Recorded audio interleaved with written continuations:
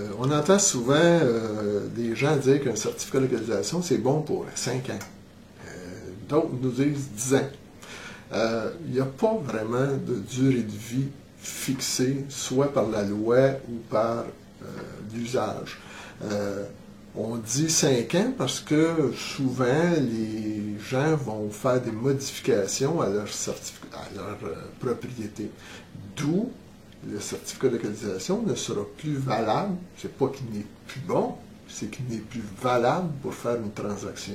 Ok, il ne reflète plus la réalité finalement. Exactement. Okay. Faut savoir, il faut comprendre qu'on fait un certificat de localisation pour donner aux gens, aux acheteurs, l'opportunité de constater la situation actuelle des lieux, la situation actuelle de la propriété, tant qu'au règlement, autant le règlement provincial, municipal, etc. Donc, tout changement à la propriété peut amener que le certificat de localisation n'est plus valable.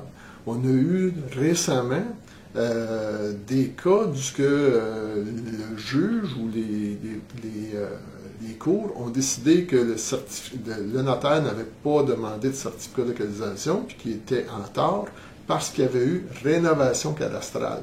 Okay.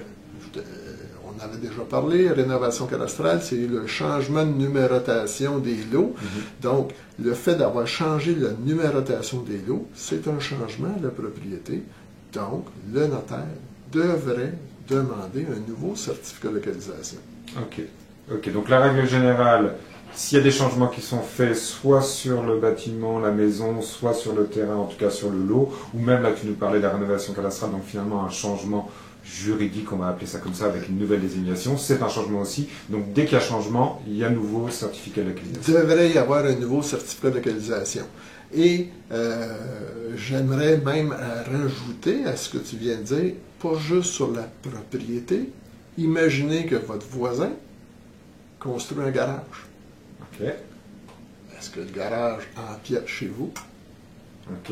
Il faut vérifier ça aussi. S'il y a atteinte à son lot, là, que c'est de la part du voisin, même un tout petit peu, donc ça a changé, et donc nous, il faut refaire un certificat de localisation. C'est ça, pour en être certain, on fera vérifier par un arpenteur géomètre la position des constructions, les lois, les règlements, ça peut être aussi les vues, on a parlé déjà des vues. Est-ce que dans le mur du garage, il n'y aurait pas une fenêtre, donc il n'y aurait pas une vue illégale, etc.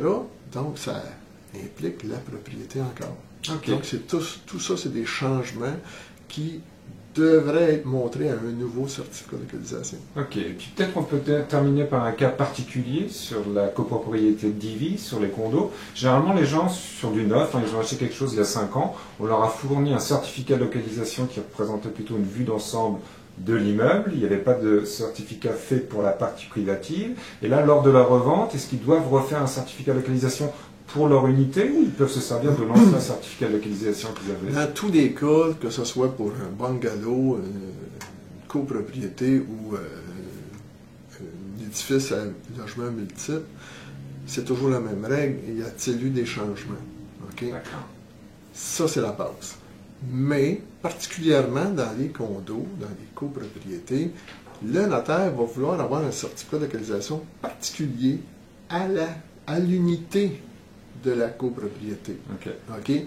Et il est fréquent de voir, je dis fréquent, des anomalies, autant que les gens ont fait des modifications à l'intérieur, changer un mur de place, ouvrir un mur pour faire une porte, agrandir la salle de bain, etc.